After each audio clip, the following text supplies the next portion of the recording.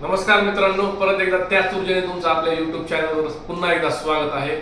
Last time जो भाग 1 आपण केलेला आहे त्यामध्ये तुम्ही पशुखाद्य निर्मिती व्यवसाय संदर्भात संपूर्ण माहिती घेतली आहे।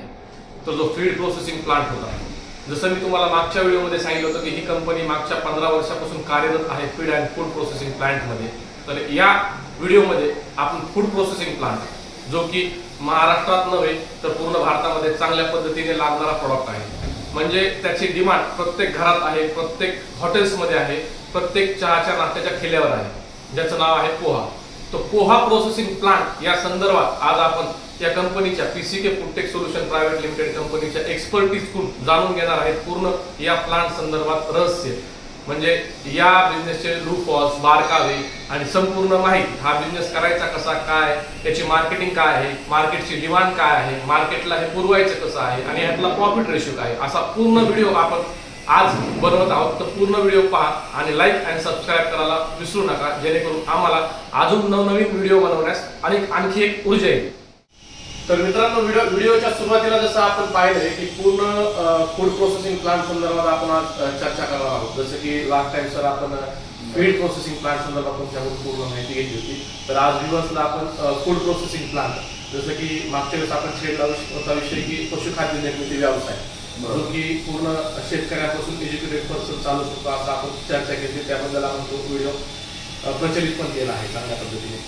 तर यावेळेस जो आहे माझा मुद्दा की व्ह्यूअर्सला फूड प्रोसेसिंग प्लांट, जो की मानवी जीवनासाठी लागणारा प्रोडक्ट आहे आणि त्याचा प्लांट तुम्ही चांगल्या पद्धतीने मॅन्युफॅक्चर करता, भारतभर तुम्ही असे वेगवेगळे प्लांट लावलेले आहेत। तर व्ह्यूअर्सच्या मनात आज जो प्रश्न आहे की आम्ही फूड इंडस्ट्रीमध्ये ज्याची इच्छा आहे करायची, तर त्याने हा बिझनेस मध्ये कसं उतरायचं, त्याबद्दल आपण डीप मध्ये चर्चा करणार आहोत। तर तुमचं स्वागत आहे चॅनलमध्ये परत एकदा। नमस्कार। तर सगळ्यात महत्त्वाचं म्हणजे पोहा प्रोसेसिंग प्लांट जो आहे आपला, बरोबर, तुम्ही पूर्ण भारतामध्ये याचं सेटअप चांगल्या पद्धतीने केलं आहे, बरोबर। तर पोहा प्रोसेसिंग प्लांट म्हणजे नेमकं याचं रॉ मटेरियल काय आहे, यातला लागणाऱ्या प्रोसेसिंग याची कशी आहे, भांडवल काय आहे, जागा काय लागणार आहे, या सगळ्यांचे प्रश्नांचे उत्तर माझ्या दर्शकांना पाहिजे आहे।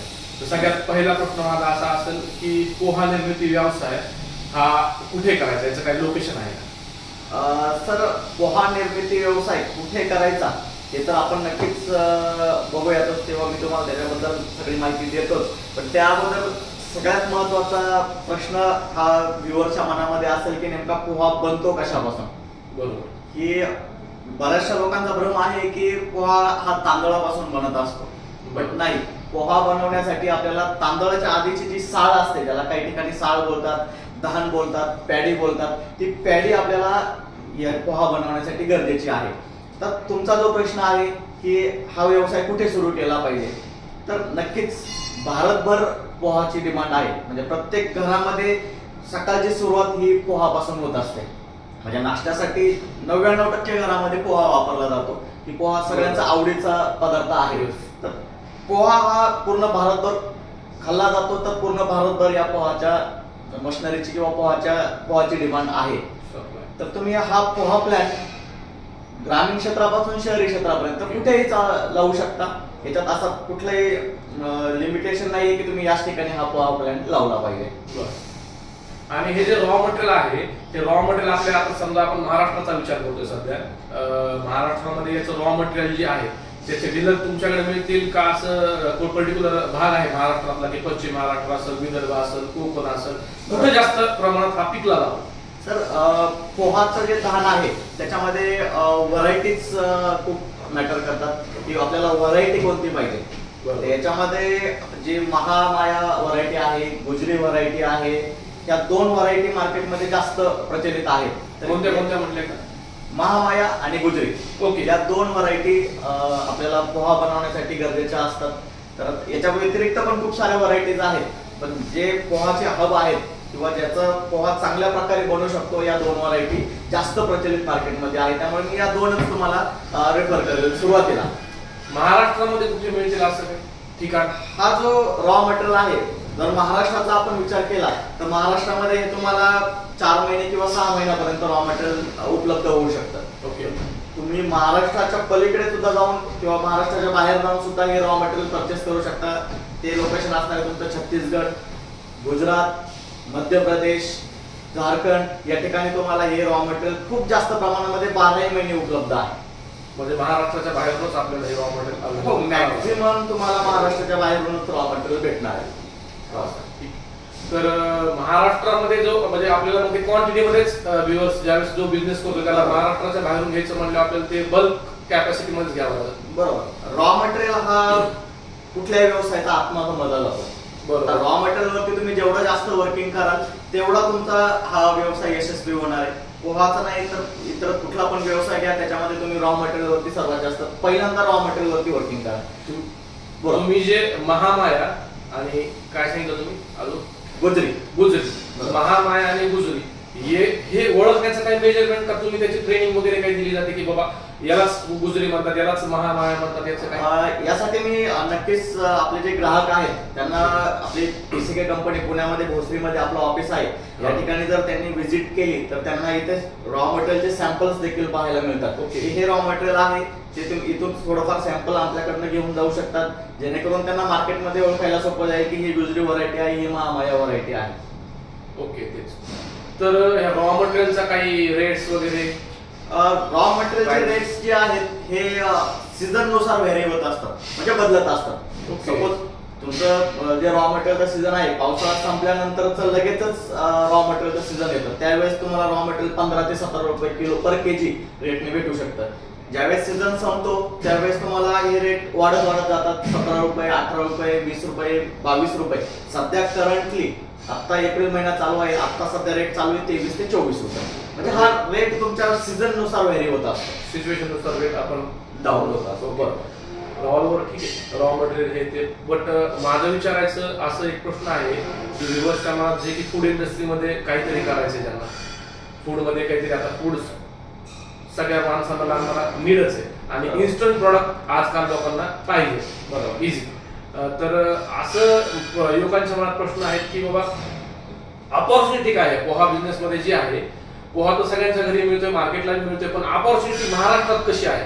सर, महाराष्ट्राची जर अपॉर्च्युनिटी तुम्ही बघितली तर सगळ्यात जास्त स्कोप तुम्हाला महाराष्ट्रामध्ये आहे. जर तुम्ही आता पण तुम्ही शेजारच्या तुमच्या किराणा दुकानामध्ये जा, एक पॅकेट घ्या पोहाचं, त्याच्यावरती manufactured by Gujarat, manufactured by Chhattisgarh, म्हणजे जवळपास 70% पोहा हा आपल्याला महाराष्ट्रामध्ये बनत नाही, तो येतोय गुजरात किंवा छत्तीसगड मधनं, बाहेरून पोहा येतोय. तर सगळ्यात मोठी अपॉर्च्युनिटी पोहा व्यवसायामध्ये ही आहे महाराष्ट्रातल्या व्यावसायिकांसाठी की या ठिकाणी तुम्ही पोहा प्लॅन टाका, तुम्हाला 100% सक्सेस आहे आणि तो तुम्हाला सक्सेस मिळवून द्यायची जबाबदारी ही आमच्याकडे असणार आहे पीसीके कंपनीकडे.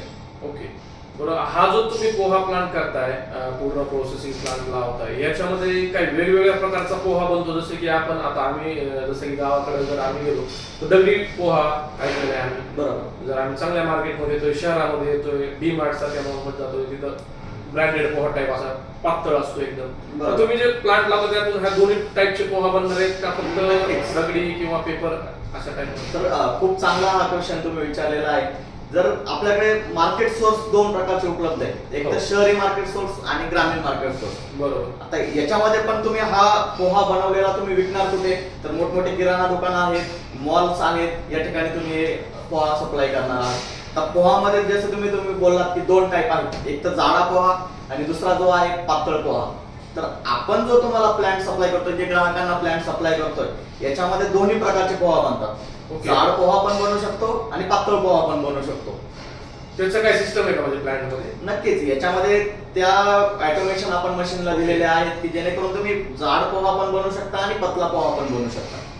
चालेल. याच्यामध्ये जो पोहा प्लांट तुम्ही म्हणता पूर्ण ही साळ जी आहे, साळीपासून जो पोहा बनवला जातो पूर्ण, आता त्याच्यात वेस्टेज वगैरे पण होऊ शकतो, कारण साळ म्हटलं ते पूर्ण पोहा तर नाही. साळ म्हणजे बऱ्याचशा लोकांचा तर असा गैरसमज होता की पोहा हा बनतो भातापासून, तांदळापासून. आता तुम्ही ते प्रश्न क्लिअर केलाय की साळीपासून बनतो. साळ म्हणजे भाताच्या आधीचीच. बरोबर. माझ्या माहितीच तो भात येण्या अगोदर जे असते तिला साळ म्हणतात. ते साळीपासून जर पोहा बनवायचा तर त्याच्यातून 100% बनत असताना काही ना काही वेस्टेज होत असेल. नक्कीच. तर त्याचा रेशिओ काय? आता जर तुम्ही 100 किलो साळ तुम्ही घेतले, 100 किलो साळीपासून तुम्हाला पोहा तयार करायचा असेल तर 100 किलो पासून 60 ते 65 किलो तुम्हाला पोहा भेटतो. 30 ते 35 किलो तुमचं हे वेस्टेज असणार आहे. बरोबर. जे तुमचं वगैरे टरकल म्हणू शकतो, हस म्हणू शकतो, ही हस जी आहे ही 30 ते 35% तुमची असणार आहे आणि ऍक्च्युअल पोहा हा तुमचा 60 ते 65 किलो तुम्हाला 100 किलो पाठीमागे भेटणार आहे. तर तसं तर लॉस होऊ शकतो ना सर. 40% जर आपला बरोबर. लॉस होतोय आणि 60% जर मला मिळतंय बरोबर. तर प्रॉब्लेम आहे. याच्यात प्रॉब्लेम आपण म्हणू शकत नाही, कारण जे वेस्टेज जे असणार आहे हे तुमच्याकडे विक्रीसाठी हे सुद्धा विकलं जात आहे. जे कॅटल फीड पशुखाद्याची इंडस्ट्री असू द्या, जे पोल्ट्री फीड जे कोंबडी खाद्य जे इंडस्ट्री आहेत, फिश फीड ज्या इंडस्ट्री आहेत, या ठिकाणी हे जे रॉ मटेरियल तुमचं हस जे बाहेर पडणार आहे, जे वेस्टेज बाहेर पडणार आहे, हे मिनिमम रेट 12 ते 13 रुपयांनी हे विकलं जात आहे. म्हणजे लास्ट टाइम जो आपण व्हिडिओ बनवला त्या प्रॉडक्ट मध्ये ह्याचा याचा यूज केला जातो. कॅटल फीड बनवण्यासाठी 10% या पोहाच्या हसचा वापर केला जातो. बरं, मी आता एखाद्या व्यवस्थेने किंवा एखाद्या उद्योजकाने तुमच्याकडून पोहा प्लांट लावलाय, बरोबर, ठीक आहे, आपण ऑलरेडी फीड मध्ये पण काम करतोय, बरोबर, पण त्या उद्योजकाकडे हा तुमचा वेस्टेज देण्यासाठी म्हणजे ग्राहक नाही, तर तुम्ही त्याचा काय कॉन्टॅक्ट म्हणजे जे वेस्टेज आहे विकून देऊ शकता? आपल्याकडे दोन्ही पण टाईपचे कस्टमर आहेत. पोहा प्लांट करणारे पण आहेत आणि कॅटल फीड करणारे पण आहेत. तर पोहा प्लांट वाल्याला नक्कीच त्या उद्योजकाला सपोर्ट करण्यासाठी आम्ही आमच्याकडनं ज्यांनी कॅटल फीडच्या मशिनरी घेतलेल्या आहेत त्यांना त्यांचे कॉन्टॅक्ट नंबर आम्ही सप्लाय करतोय की तुम्ही यांच्याकडनं हस घ्या, किंवा जे पोहा प्लांट वाले आहेत त्यांना जर आम्ही कॉन्टॅक्ट नंबर दिले ते डायरेक्टली कॉन्टॅक्ट करतात कॅटल फीड ओनरशी, जेणेकरून ते एकमेकांशी बिझनेस करू शकतात. ओके. बरोबर. आणि इन केस आता सगळ्या बऱ्याचशा तरुणांना हा बिझनेस करायचा आहे, तर माझं म्हणणं असं आहे की कॅपॅसिटी किती करायला पाहिजे, प्रोडक्शन कॅपॅसिटी आम्ही, की जेणेकरून आम्हाला प्रॉफिट रेशो चांगला मिळाला पाहिजे, की तासाला आम्ही प्रोडक्शन किती करायला हवं. आता जसं की तुम्ही 100 किलो टाकलाय तर आम्हाला भेटणार आहे 60 किलो. बरोबर. जर आम्ही 200 kg केलं तर आम्हाला 120 किलो भेटतो. बरोबर. तर 120 किलो म्हणजे तेवढा मार्केट म्हणजे तेवढा प्रॉफिट रेशो मिळणार नाहीये. त्यानंतर तुमच्या अंदाजे की बाबा यांनी जर सुरुवात करायची तर किती तो एज्युकेटेड आहे एखादा करून, त्याकडे मार्केट पण आहे, चांगलं मार्केटचं नॉलेज आहे, तर तो करून किती कॅपॅसिटीचा प्लॅन करावा. आता जर नवीन उद्योजक या व्यवसायामध्ये येणार आहे तर त्याच्यासाठी माझं बेस्ट सजेशन असणार आहे छोटा प्लॅन करू नका. कारण छोटा जो प्लॅन आहे 100 kg per hour, 150 kg per hour, हा तुम्हाला नो प्रॉफिट नो लॉस मध्ये घेऊन जाणार आहे. तर मित्रांनो, डिमांड तर मार्केटमध्ये खूप आहे. म्हणजे पोहाची मागे जर तुम्ही आता 1000 किलो पोहा कोणाकडे तरी विकत घ्या आणि किराणा दुकानांमध्ये जा सप्लाय करायला, तुम्हाला मागणी 100% आहे. फक्त रिपीटेड मागणी असणार आहे. तुमचा कस्टमर चेंज होणार नाहीये. जर तुम्ही पोहा फॅक्टरी टाकताय तर कस्टमर तुमचा सेम असणार आहे. तर तुम्हाला मागणी आहे तर तुम्ही सप्लाय जास्त करा. हे पहिलं यशस्वी हा व्यवसायामध्ये तुम्हाला व्हायचा असेल तर छोटा प्लॅन करू नका. मिनिमम 200 ते 250 kg पर आवर हा तुमचा सेटअप असला पाहिजे. 500 kg पर्यंत तुम्ही एक्सपांड करू शकता. बरोबर. म्हणजे सुरुवात जर तुम्ही 200-250 किलोने आमच्याकडनं सेटअप घेताय तर तोच सेटअप तुम्हाला सेम टू सेम सेटअप फक्त एक मशीन वाढवून तुम्हाला आम्ही 500 किलो मध्ये सुद्धा कन्वर्ट करून देऊ शकतो. म्हणजे सुरुवातीला तुम्ही 250 किलोचा घ्या, त्यानंतर थोडं तुमचं जर मार्केटमध्ये चांगलं नाव होतंय, कॅपॅसिटी तुमची तुम्हाला वाढवायची आहे, तुमची डिमांड वाढते, तर तुम्ही 500 किलो मध्ये हा तुम्हाला प्लॅन आम्ही थोड्या रकमेमध्ये तुम्हाला वाढवून देऊ शकतो. ओके, चालेल सर. आता हे जो पोहा आहे साळीपासून बनवला जातो, बरोबर. आता ही जी साळ येणार आहे, शेतकऱ्यांकडून येणार आहे, डीलर कडून येणार आहे, 100% कचरा काढी असणार आहे, सगळ्या गोष्टी असणार आहे. त्याची प्रक्रिया काय पोहा बनवण्याची, जर प्रक्रिया एक थोडक्यामध्ये? खूप चांगला प्रश्न विचारला सर. तर पोहा बनवायची प्रोसेस जी आहे, म्हणजे जर तुम्ही साळ जसं तुम्ही बोलात की शेतकऱ्यांकडून घेतली किंवा डीलरकडनं घेतली, ही साळ तुम्ही तुमच्या फॅक्टरीमध्ये आणताय तर याच्यामध्ये कचरा माती वगैरे असणारच. पहिलं मशीन याच्यामध्ये आपण यूज करतो की क्लीनर मशीन, जे की तुमचे दहान जे आहे पहिल्यांदा तुम्हाला साफ करायची, म्हणजे पहिली प्रोसेस असणार आहे दहानला साफ करणे. साफ केल्यानंतर तुम्हाला हे पाण्यामध्ये भिजवायचंय. आता बऱ्याचशा लोकांचा भ्रम आहे की गरम पाण्यात भिजवायचं, थंड पाण्यात भिजवायचं, नदीच्या पाण्यात भिजवायचं की बोरवेलच्या विहिरीच्या पाण्यात भिजवायचं. आपला क्रायटेरिया काही नाहीये, स्वच्छ पाणी पाहिजे. गरम पाणी नको, थंड पाणी पाहिजे, स्वच्छ पाणी पाहिजे. त्या पाण्यामध्ये तुम्हाला ही साळ 2 ते 3 तास भिजवायची. दुसरी प्रोसेस, पहिली प्रोसेस क्लिनिंग झाली, दुसरी प्रोसेस असणार आहे तुम्हाला किती मॉइश्चर द्यायचं त्याच्यामध्ये. याचा मॉइश्चर लेवल जे आहे 70 ते 80% पर्यंत जाणार आहे. तुम्हाला 2-3 तास भिजवलं 70-80% पर्यंत याचं मॉइश्चर लेवल जाणार आहे. तुम्हाला भिजवायची दुसरी प्रोसेस झाली तुमची. भिजवल्यानंतर तिसरी प्रोसेस येते, या भिजवलेल्या धानाला तुम्हाला थोडंसं सुकवायचं. परत एकदा 2-3 तास तुम्हाला सुकवायला लागणार आहे. सुकवल्यानंतर चौथी प्रोसेस असणार आहे, हे जे सुकवलेलं धान आहे ज्याचं मॉइश्चर आता आलेलं आहे 25 ते 30 याच्यावरती, तर ते तुम्हाला रोस्ट करायचंय, परत एकदा भाजायचंय. चौथी प्रोसेस असणार आहे तुमची भाजणे. तर भाजायचं कसं तर 100 ते 110 डिग्री टेम्परेचर पर्यंत तुम्हाला हे भाजावं लागतं. भाजण्याचं रोस्टर मशीन आपण त्याच्यामध्ये सप्लाय करतो, जेणेकरून ते तुम्हाला चांगल्या पद्धतीने भाजून देणार आहे. भाजण्याची प्रोसेस खूप महत्वाची आहे याच्यामध्ये. जर कमी भाजलं तर तुमचा लॉसेस जास्त होणार आहे, जास्त भाजलं तरी लॉसेस जास्त होणार आहे. तर मिनिमम तुम्हाला जे रोस्टर मशीन आहे 100 ते 110 डिग्री तर तुम्हाला हे भाजून घ्यायचंय. भाजल्यानंतर 5वी प्रोसेस असणार आहे तुमची पोहा प्रेस करणे. याच्यासाठी मेन मशीन आपण युज करतो चुरा मशीन किंवा पोहा मशीन, याला नाव आपण दिलेलं आहे. तर हे मशीन जे आहे ते तुम्हाला पोहा तयार करून देणार. म्हणजे वरचा छिलका जो मी तुम्हाला बोललो 35-40% जो छिलका तुमचा बाहेर पडेल आणि 60 ते 65 किलो पर्यंत तुम्हाला आउटपुट त्या ठिकाणी भेटणार आहे. म्हणजे या मशीन मध्ये तुम्हाला जाड पोहा भेटणार आहे. ओके, म्हणजे तो ग्रामीण भागात चालणार आहे किंवा शहरी भागात पण चालतो, पण तो स्लम एरियामध्ये चालणार आहे. ओके, ठीक आहे. तर तो जाड पोहा तुम्हाला या ठिकाणी भेटलाय. आता 60 ते 65 किलो तुम्हाला जाड पोहा भेटलाय. याच्यामध्ये काहीतरी पावडर झालेली असते, नॉर्मल पावडर असणारच आहे. तर ही पावडर सेपरेट करणे ही तुमची 6वी प्रोसेस असणार आहे. जे जाड पोहा आहे त्याच्यामध्ये पावडर सेपरेट करणे म्हणजे चाळून घेणे, पोहाला चाळणे. चाळल्यानंतर जो तुमचा 60-62 किलो जो तुमचा चांगला पोहा तुम्हाला भेटणार त्याच्यामध्ये पावडर नसणार आहे, हा पोहा तुम्हाला शेवटची 7वी प्रोसेस असणार आहे पातळ करणे, पोहा पतला करणे, जो की तुमचा शहरी ठिकाणी जास्त चालणार आहे किंवा मॉलमध्ये हा पोहा 1 किलोच्या पॅकिंग मध्ये विकला जातो. तर या ठिकाणी फ्लेकर नावाचं एक मशीन आपण युज करतोय, ज्याच्यामध्ये हा पातळ पोहा बनवला जातो. आणि त्यानंतर तुम्ही पॅकेजिंग सेक्शन आहे जे तुम्ही पॅकिंग करून मार्केटमध्ये सप्लाय करू शकता. म्हणजे ही पूर्ण प्रोसेस जी आहे ती तुमची पोहा बनवायची प्रोसेस असणार आहे मित्रांनो. लेंदी प्रोसेस आहे. बरोबर, लेंदी प्रोसेस आहे, बट याच्यामध्ये तुम्हाला जे वर्क आहे ते खूप स्मूथली तुम्ही करू शकता. ओके, आता त्याच्यामध्ये एक प्रश्न आहे.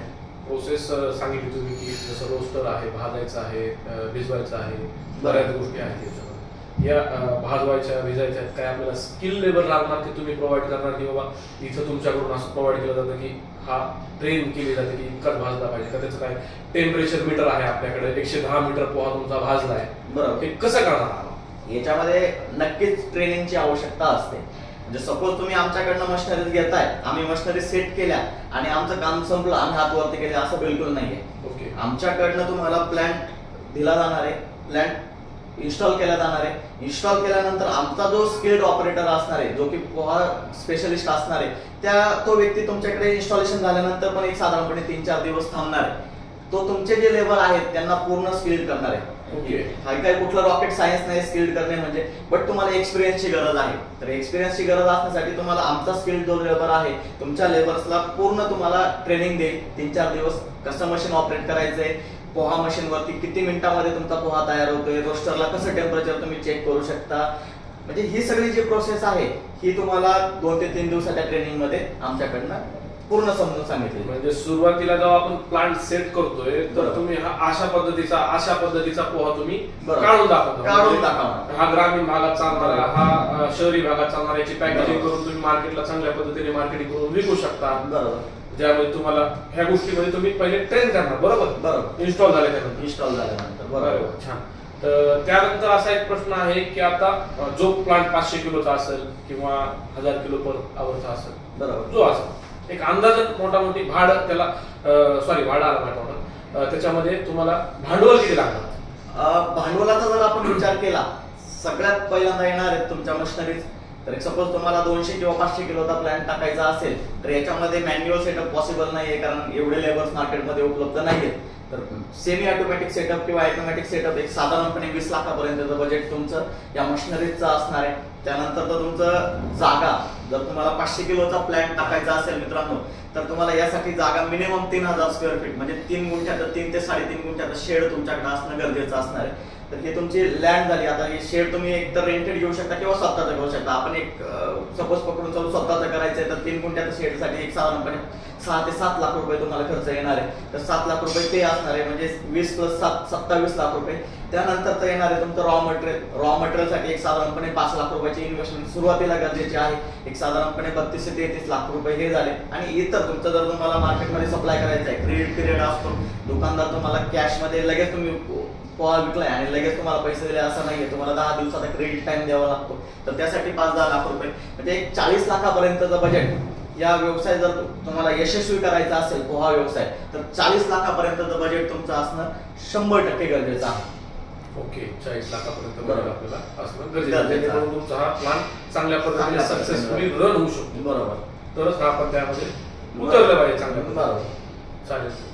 आणि जसं की आता हा प्लॅन पूर्ण व्हॅल्यू कसं आहे, व्ह्युअर्स आपल्याला ऐकतायत, तर व्ह्युअर्स आपल्याला ऐकतायत, पण ऐकून तेवढं त्यांना ते समाधान होणार नाही. इन केस एखादा व्ह्युअर आहे किंवा एखादा उद्योजक आहे ज्याला हा 100% करायचा आहे, आपल्याकडे येतोय आणि आपण त्याला एक्सप्लेन करतोय अशा पद्धतीने, जसं आपण व्हिडिओ थ्रू एक्सप्लेन करतोय, बट त्याची इच्छा आहे की याला तो त्याला हा प्लांट समोर पोहा कसा तयार होतोय प्रॅक्टिकली बघितल्यावर तो आकस्मित होतो लगेच. बरोबर. तर अशी काय आपल्याकडे व्यवस्था की पूर्ण तुम्ही प्लांट पूर्ण असा पोहा तुमच्या कंपनीत डेमो देऊ शकता का? बरोबर. आता सर्व व्यवस्था आपले सुज्ञ आहेतच. बरोबर. याच्यामध्ये हा जो पोहा आहे हा फूड प्रोसेसिंग व्यवसाय आहे.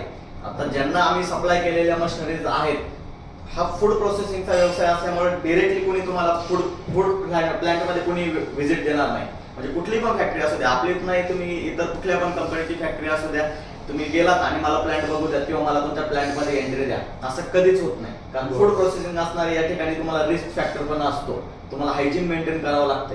त्याच्यामुळे तुम्हाला लगेच कोणी व्हिजिट देणार नाही. एकतर कंपनी थ्रू, आमच्या थ्रू तुम्हाला तिथे व्हिजिट करावी लागेल, किंवा बेस्ट ऑप्शन असणारे तुम्ही आपल्या कंपनीमध्ये व्हिजिट करा. या ठिकाणी तुम्हाला मशिनरीजचे डेमो किंवा मशिनरीज पूर्णपणे पाहायला भेटतील, कशा ऑपरेट करायच्या आहेत, त्याचे पूर्ण स्किल तुम्हाला नॉलेज पूर्ण अगोदर देण्याची जबाबदारी आमची असणार आहे.